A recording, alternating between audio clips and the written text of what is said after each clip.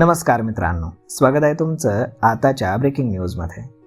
मित्रांनो, वैमानिकांना आकर्षित करण्याबरोबरच अनुभवी वैमानिकांना कंपनीमध्ये कायम ठेवण्यासाठी एअर इंडियानं वैमानिकांच्या वेतनामध्ये मोठी वाढ करण्याची घोषणा केली आहे. एअर इंडियाच्या नवीन वेतन रचनेमध्ये वैमानिकांच्या करिअर प्रगतीवरही भर हा देण्यात आला आहे. एअर इंडिया एक्सप्रेसमधील फर्स्ट ऑफिसर्सना प्रथम कमांडर पदावरती बढती दिली जाणार आहे. त्यानंतर एअर इंडियाच्या वाईड बॉडी विमानांच्या ताफ्यामध्ये जाण्याची देखील संधी मिळणार आहे. वाईड बॉडी विमानांवरती वैमानिकांना तुलनेनं अधिक पगार मिळतो. त्यामुळे एअर इंडिया समूहामध्ये वैमानिकांना स्पष्ट करिअर मार्ग उपलब्ध करून देण्याचा कंपनीचा प्रयत्न आहे.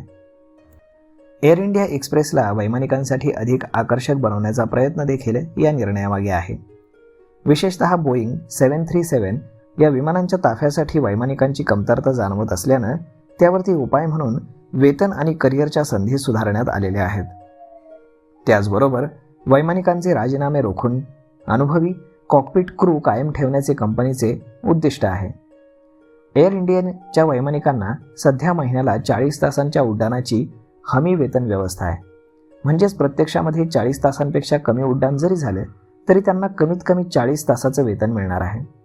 नव्या व्यवस्थेमध्ये ही 40 तासांची हमी कायम ठेवण्यात आली आहे. मात्र 40 तासानंतरच्या उड्डाणांसाठी फ्लाइंग अलाउन्सचे दर हे वाढवण्यात आलेत. त्यामुळे अधिक तास उड्डाण करणाऱ्या वैमानिकांना त्यांच्या कामानुसार अतिरिक्त मोबदला हातीला जाणार आहे.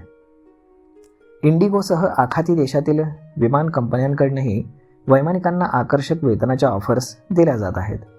त्यामुळे वैमानिकांना टिकवून ठेवणं हे एअर इंडिया समूहासमोरचं मोठं आव्हान बनलं आहे.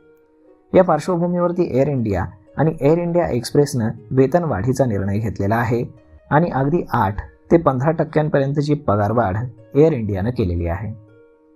तर मग मित्रांनो, ज्यांना एअर इंडियामध्ये सॅलरी चांगली हवी असेल तर त्यांना आता तोही पर्याय उपलब्ध झालेला आहे. तर मग मित्रांनो, तुम्हालाही जर वैमानिक व्हायचं असेल तर तुम्ही हा करिअर ऑप्शन चूज करू शकता. तर मग मित्रांनो, हा व्हिडिओ, ही माहिती तुम्हाला कशी वाटली हे तुम्ही आम्हाला कमेंट करून नक्कीच सांगा. आणि जर आवडली असेल तर आपल्या जवळच्या मित्रमंडळींसोबत देखील हा व्हिडिओ तुम्ही शेअर करायला विसरू नका. धन्यवाद.